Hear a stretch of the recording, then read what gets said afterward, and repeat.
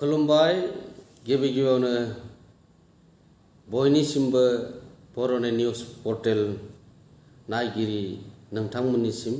दुलाराय बाथौ गौथुमनि जानानै दिनै काति गासा फोरबो आरो गाबोन काति दाननि 1 खालार माइनाव फोरबो खुंनायजों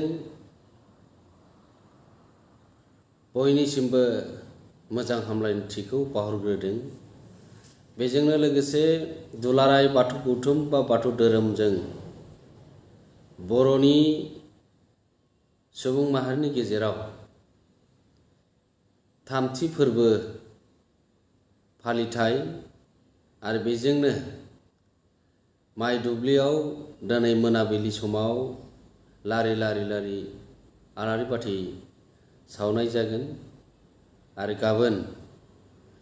काति दाननि 1 खालार आरो बेजों माइनाव फोरबो फालिनाय जायो आरो बेजों आसामल' नङा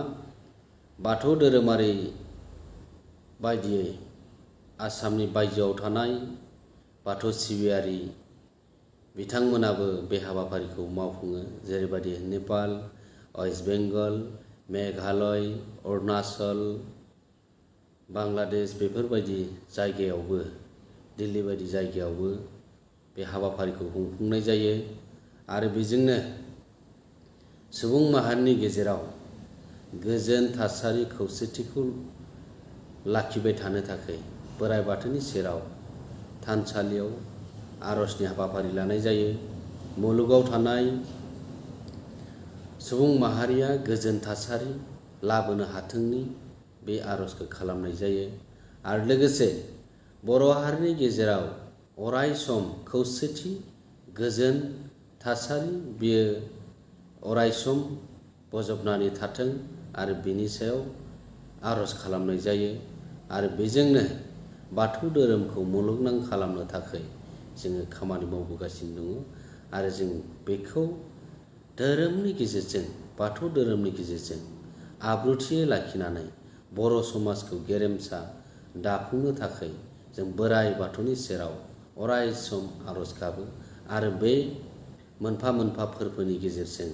जोंनि बाथौ धोरोमनि गोसारनाय गेवलांसारनाय फोसाबनायनि गेजेरजों खामानि मावबोदों आरो अराय सम बर' माहारिया गोजोन आरो खौसेथिखौ लाखिबाय थानो हाथों आरो बेखौनो आफा बोराइ बाथौनि सेराव गोसो गोथारै आर'ज गाबो आरो बेनिखायनो बयनिसिमबो जे जिल्ला आफाद, बियाब आफाद, गामि आफादनि बिबानगिरि बिथांमोनखौ दुलाराय बाथौ गौथुमनि जानानै